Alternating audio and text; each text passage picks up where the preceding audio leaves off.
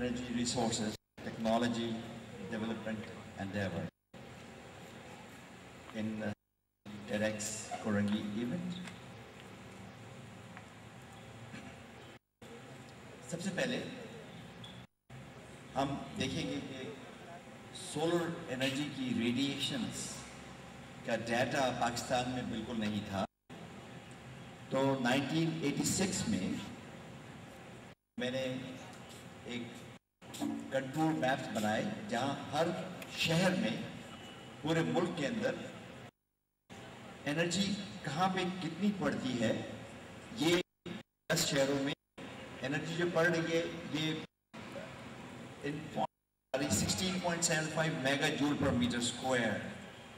हमारे घरों की छतों पे जो एनर्जी पड़ रही है, हर घर की छत 5 से 10 किलोवाट एनर्जी पड़ रही होती है सूरज की। ये जो डाटा है ये पूरे हर महीने का अलग अलग डाटा है और इस डाटा के बेस पे जितनी सोलर एनर्जी की एप्लीकेशंस हैं वो बनती हैं। अब हमारे पास जो डाटा होता है 29.31 मिलियन या 25.12 mega joule per metre square, ये दुनिया में सबसे ज्यादा एनर्जी वाले एरियाज हैं। इन्हें इस्तेमाल करना हमारा फर्ज बनता है और ये सारा डाटा एक्चुअली बेस बनाता है पूरे मुल्क के जो एग्जिस्ट नहीं करता था। जब ये किताब लिखी तो इस किताब के बेसिस पे मुझे जोनेजो साहब ने फिर पीएचडी की।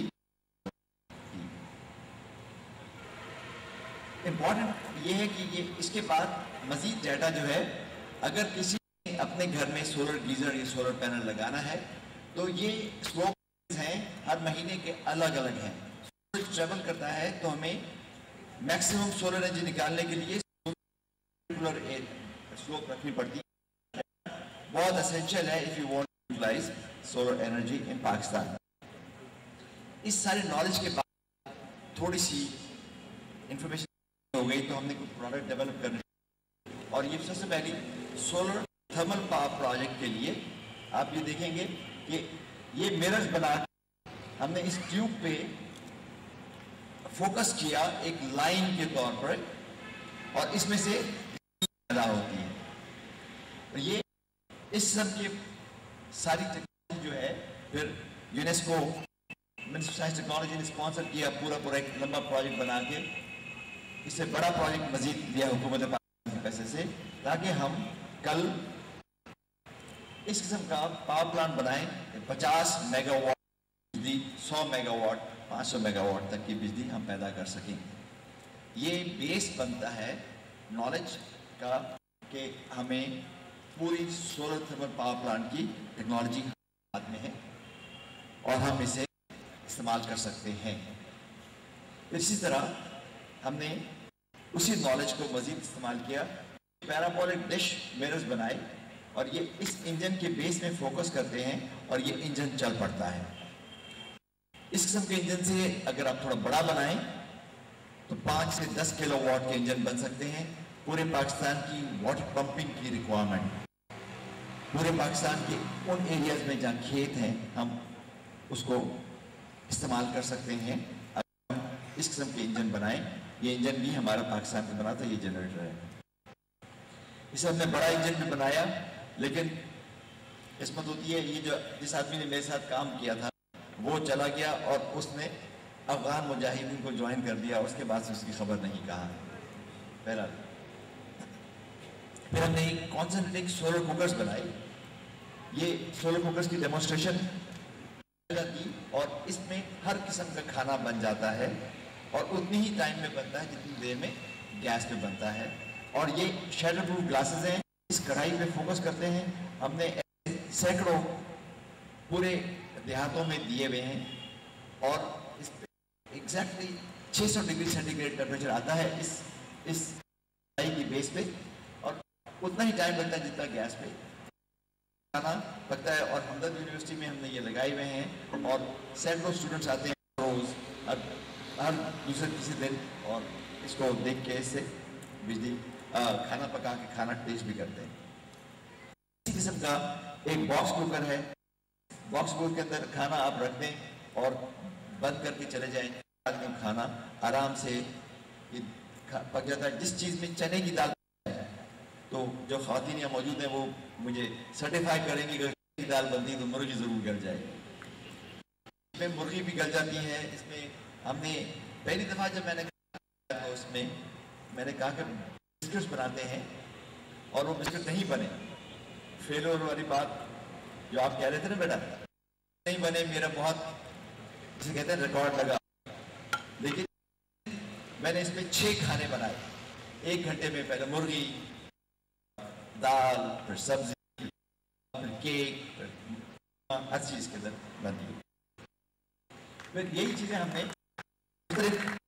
मुख्तलिफ जगहों पे लगा के हमने एक कॉम्पोजिट सोलर सोल्यूशन दिया है, जिसके अंदर गांव में जो बिल्कुल डेजर्ट के अंदर है, बिजली, खाना पकाने का निज़ाम और सोलर डिस्टिलेशन प्लांट, वहाँ से पानी है उसको मीठा करने का प्लांट बना के दिया और ऐसे मुख्तलिफ घरों में लगे हुए। वहाँ पे हर बिजली भी सोलर एनर्जी। ये वहाँ पे जो नमकीन पानी है इसके पंप करने के लिए फिर हमने सोलर वाटर पंप लगाया और उसको डिसैलिनेट करने के लिए फिर हम डिसैलिनेशन सिस्टम लगाए। और ये बहुत कारआमद चीज़ है। इसमें सिर्फ डायरेक्ट फोकस करती है, बहुत पुरानी है, अलबत्ता पुराना ये मौजूद नहीं है। ये 100%, इसका नाम मैंने मिठ खारा रखा हुआ है, खारे पानी को मीठा करने के लिए। और इसमें से 5 लीटर पर डे निकलता है गर्मियों में। सर्दियों में थोड़ी निस्बतन कम होता है, खुदा ने प्यास भी ज़्यादा लगाई होती है, तो वहाँ सारा जो निज़ाम है वो उससे बहुत बेहतर हो सकता है और इससे फॉरेस्टेशन भी हो सकती है। एक area southern part of Pakistan area में रहते हैं, वो ये है कि हमारे घरों की छतें बहुत गर्म हो जाती हैं। फिर हम एयर कंडीशनर लगाते हैं और कूल करने की कोशिश करते हैं। हम चाहिए कि क्यों हम हीट घर में ऑफ करनी चाहिए, करना है कि हीटिंग रिक्वायरमेंट कम हो जाएगी। ऑर्डिनरी घर के अंदर छत 60-65 डिग्री सेंटीग्रेड गर्म होती है। लाल ये ग्रे को हम चूना ही कर दें तो कम हो जाती है। लेकिन ये सोलर रूफ टाइल लगा दें, लेयर्स लगी होती हैं, बिल्कुल पोरस ट्रैप भी ना कर सकते। और उसमें वो मीटर की मोटी होती है, उसके नीचे थर्मोपोर, उसके नीचे सीमेंट लगा हो, थर्मोपोर। तो ये कॉम्बिनेशन ऐसी होती है कि छत के ऊपर का टेम्परेचर जो होता है वो 39 to 43 डिग्री सेंटीग्रेड होता है। ये ऐसा है अगर आप गर्मी में छत चलने की कोशिश करें तो नहीं चल सकते, लेकिन इस छत पे आप आराम से चल। और जब लगा होता है तो इससे ट्रेवल ही नहीं करती, अंदर टेम्परेचर जो है वो 20 डिग्री सेंटीग्रेड होता है। ये टेक्नोलॉजी है, आप में से कोई ज्वाइन करे, इसको बंद के प्रॉब्लम हल करने में मदद का हिस्सा। और नॉर्दर्न यही चीज हम उसको इस्तेमाल कर सकते हैं। जो ईबी कॉलेज में मैंने घर हीटेड हाउस, ये पूरा एनर्जी को स्टोर करता है और इसमें है इस दीवार का तकरीबन 55 डिग्री सेंटीग्रेड है और पूरी रात वो कंफर्टेबल जोन 19 to 22। एक कंडीशन होती है वो 22-23 इफेक्टिव एक कंडीशन अकोमोडेशन। ये इस नॉलेज के बेस पे हॉस्पिटल बनाया Goma is exact from the very ग्यारी sector. ग्यारी का बेस है वहां पे आज भी ऑपरेशन साइंस फाउंडेशन है और ये आज सूरज की रोशनी से है। फिर उसी एरिया में गोवा में और to be little bit more, this is डोमा एरिया, और ये जो एरिया है दिस इज वेयर ग्यारी, और ये वो पहाड़ियाँ हैं, कादिर पहाड़ियाँ, जहाँ से बर्फ आता है। तो इसमें हम एक हॉस्पिटल पानी के बनाया, गर्म वो ग्लेशियर का पानी गुजर के गर्म होता था, फिर इसमें नहाने की जगह बनाई। ना नहाने की दो वजूहत होती, ठंडा पानी और ठंडा, तो हमने जगह भी ठंडी गर्म कर दी ताकि आराम से टाइम नहा सके। दो आदमियों की जगह थी और हर आदमी घुसे होते थे, और इसमें एक दिन में 60-60 आदमी जाके वहां पे नहा, जो 2-2, 3-3 महीने नहीं रहते, गर्म पानी होता ही नहीं। फिर हमने सोलर बना के ये लगाए हुए हैं, इंडिजिनस पाकिस्तानी सोलर की। ये मेरा अपना डिजाइन है। इसका टेम्परेचर यहाँ पे 11:30 बजे 3.5 डिग्री सेंटीग्रेड निकलता है इसके अंदर से, और 12:30 बजे 95 डिग्री सेंटीग्रेड था अगर सिर्फ 20 लीटर। और अगर एनर्जी खत्म करना चाहते हैं, स्ट्रीट लाइट एक लॉ निकलना चाहिए कि आइंदा से नई स्ट्रीट लाइट, कुछ लोगों ने खुद और लग रही हैं वो सोलर की हैं। हमदर्द यूनिवर्सिटी में रेजिडेंसेस बनाए हैं, यहाँ रह रहे हैं में स्ट्रीट लाइट में 50 मेगावाट का फौजी फर्टिलाइजर का wind farm is already in the final stages of completion. ये सारी विंड टर्बाइन लग चुकी हैं।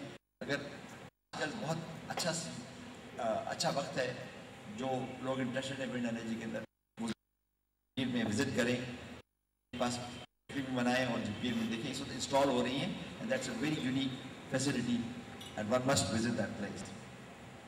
फिर आइंदा क्या हम करना चाहते हैं? सबसे पहले जो आइंदा होना है चीज़, उसमें घरों के पास टाइड्स आती हैं। ये घरों का पुराना ब्रिज है और यहाँ पे पानी चढ़ रहा होता है और इस तरह यहाँ पे उतर जाता है। जब यहाँ पानी उतर रहा होता है तो यहाँ से पानी जब इस तरह फ्लो कर रहा होता है, जैसे पूरा रिवर इंडस वापस फ्लो कर रहा हो। तो टाइड क्या होती है, इसका बेस्ट एक्सप्लेनेशन मैंने वहाँ पे ज़िंदगी में सुना और आप भी सुनेंगे, सारी ज़िंदगी याद रहेगा। मैं यहाँ बैठा हुआ था तो मैंने कहा समुद्र, ये पानी कहाँ से आ रहा है? तो बुजुर्ग ने कहा, लड़का था, कहने लगा कि समुद्र का पानी। मैंने कहा समुद्र तो इस डायरेक्शन में, इधर से कहाँ से आ रहा है? रिवर इंडस बदल पे गिरता है। उसने कहा समुद्र का पानी। मैंने कहा मुझे समझ नहीं आ रहा है, समुद्र का पानी कैसे उठता? कहने लगी ये ऊपर चढ़ा था, अभी उतर। तो एक वहाँ बाबा बैठा था, उसने कहा इसको थोड़ा सा। बाबा ने मुझे इसी मुंडेर में बिठा लिया और मुझसे पूछा ये सांस लेते हो? मैंने कहा जी तभी जिंदा हूँ। उसने कहा कितने दफा लेते हो दिन में? अब आप लोग भी बता दीजिए दिन में कितने दफा लेते हैं सांस? मैंने कहा दिन में तो याद नहीं, मिनट में कोई 15-20 दफा तो होगा। यानी कि क्या होता है, क्या जाता है अंदर? मैंने कहा हवा जाती है। यानी कैसे जाती है? हवा जो जाती है वो नाली में जाती है। फिर कहाँ जाती है? नाली में जाती है और सारे फेफड़ों से होते हुए फिर क्या करते हो? बाहर निकलती है। उसे कहते जाते है ना, हवा जाती है, नाली में जाती है। समुंदर भी सांस लेता है। समुंदर बहुत बड़ा है।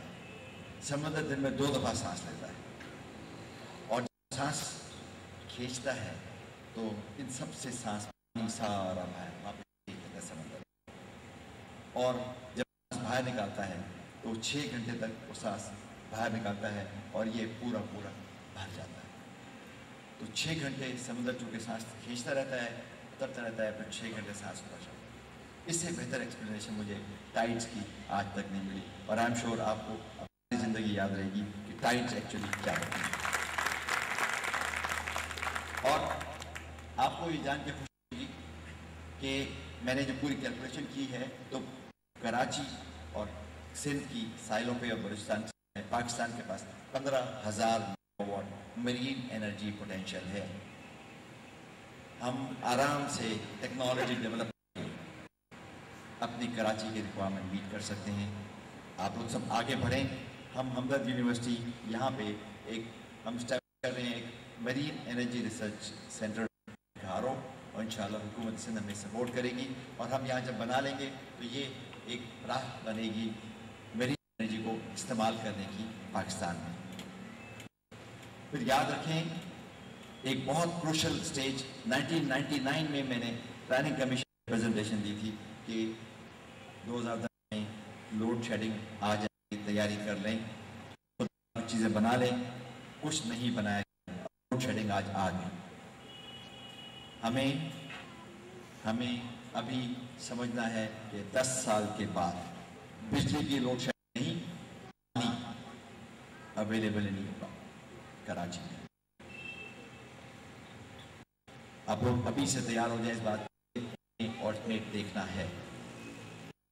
समंदर जो दरियाओं का पानी है फिक्स है, वो इतनी आबादी के लिए भी पूरा नहीं है। जब आबादी 2 गुना हो जाएगी 7 साल के बाद तो पानी कहाँ से आएगा? और इसके लिए हमने कराची वाटर सोल्यूशन मॉडल पेश किया हमने यूनिवर्सिटी में।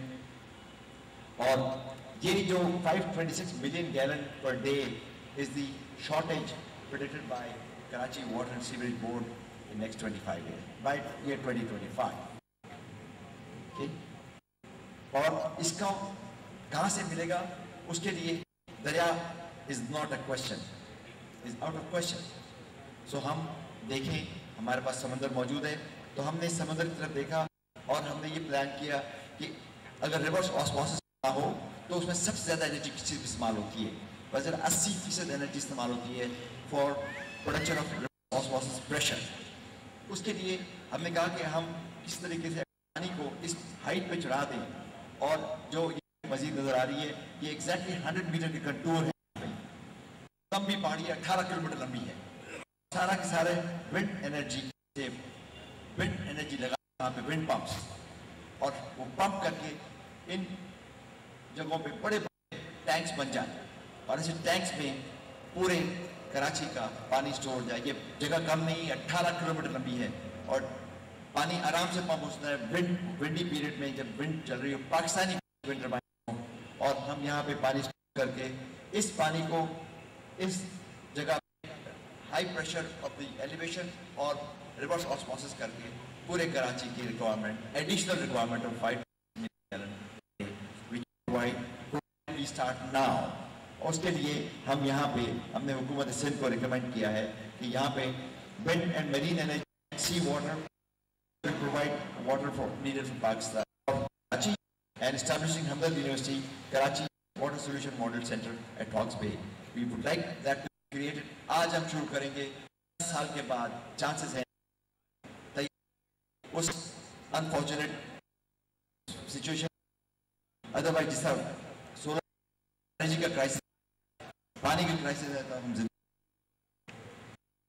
फिर हम प्लान करते हैं कि हम एनर्जी क्राइसिस को बचाने के लिए सारी रिक्शास, सारे टैक्सीज, सारी मोटरसाइकिल, ये हम इलेक्ट्रिक या इलेक्ट्रिक व्हीकल तो हमारी गैस की लोड शेडिंग बच सकती है। $7.5 बिलियन का ऑयल इंपोर्ट कर $1 बिलियन की नॉकडाउन गाड़ियां लेके आते हैं ताकि उस $7.5 बिलियन के ऑयल को जलाएं। अगर हम इलेक्ट्रिक व्हीकल्स पे आ जाएं, बैटरी पाकिस्तान में बनती है, पाकिस्तान में बनती है, चेसी, ब्रेक, टायर, ट्यूब, हर चीज पाकिस्तान में बनती है, तो वो जो $1 बिलियन बच सकता है, वो का सारा पैसा बच सकता है, या हम का से जान छूट सकती है। वो रिक्शा नहीं जिसमें से आवाज नहीं होगी और ना ही वो होगा, कुछ लोग शायद सो भी ना सके अगर उनका रिक्शा की आवाज आए। हम ये चाह रहे हैं कि हम इस टेक्नोलॉजी बैटरी ने पार्शली स्पॉन्सर किया है, एक और इंडस्ट्रियल कंपनी भी हमारे साथ है। ये बहुत छोटा काम नहीं है, बहुत बड़ा काम है, की जरूरत है। हम सब भी अगर चाहें मिल जाएं तो भी ये काम मिलके पूरा नहीं होगा, हमें और मजीद लोग इसको एफर्ट में आप ज्वाइन करें। याद रखें, हमें एनर्जी नहीं पता, हम सिर्फ कहते हैं 2000 मेगावाट 1000 मेगावाट की शॉर्टेज है। एक्चुअल क्या है शॉर्टेज? हम कितनी टारगेट क्या होना चाहिए? Pakistani use electricity to England of 1970. Year 1970 में 1000 मेगावाट एनर्जी इस्तेमाल कर रहा है, 1000 मेगावाट पे है। हमारी आबादी तो हमें 140,000 मेगावाट एनर्जी चाहिए आज। इंग्लैंड के 40 साल पहले वाले एनर्जी होना है। हमें टारगेट ग्रोथ चाहिए 2050, 27 या 2090 में। अगर हमारा टारगेट है इंग्लैंड का 140,000 मेगावाट और 15% ग्रोथ रेट तो हमें 3,000 मेगावाट हर साल डालने, और अगर 10% पे चलें तो हमें 2,000 मेगावाट हर साल ग्रिड में डालने। अगर 7% पे चलें तो 1300 मेगावाट चाहिए। 1990 में हम कितनी एनर्जी इस्तेमाल कर रहा था 1970। और अगर हम एक्सिस्टिंग पे यानी 346 मेगावाट पर ईयर पे जाएंगे जो पिछले 10 साल हुआ है ग्रोथ पे, तो मुझे डर है हमारी इस साल अगली नस्ल इस पूरी सदी में उतनी इस्तेमाल कर रही होगी जितनी इंग्लैंड 1970 में इस्तेमाल कर रहा होगा। में जरूरत है सोचने की इन a different direction.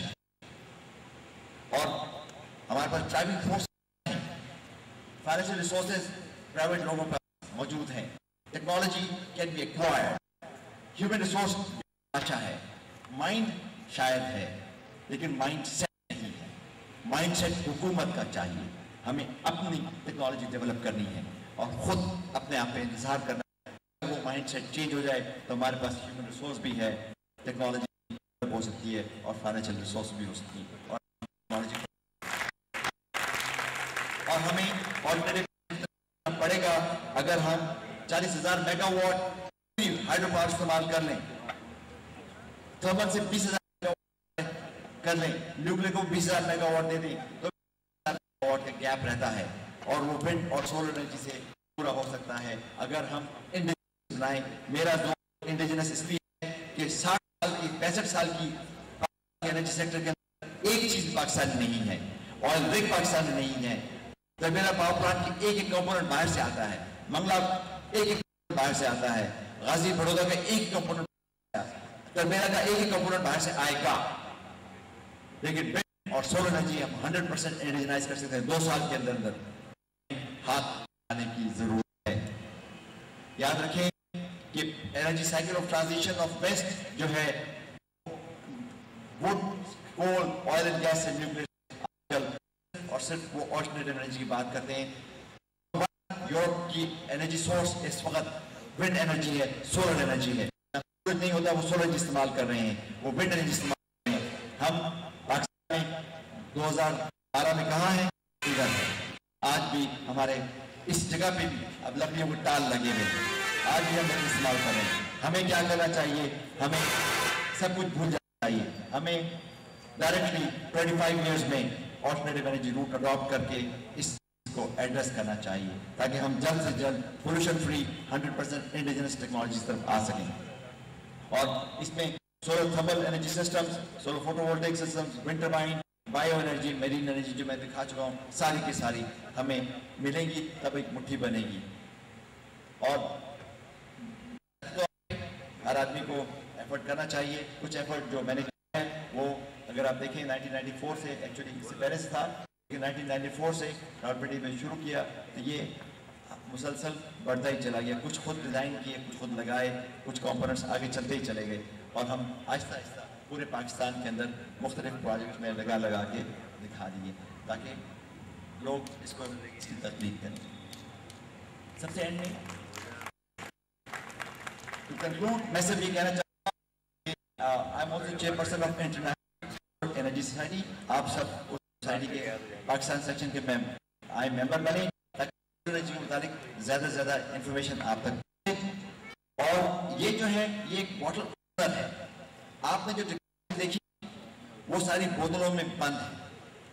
I can open bottles, मेरे पास एक है, I can myself, somebody has to use the bottle opener and open the bottle opener technology which you want, whether you want solar cooker, lighting system, wind energy or desalination, tidal.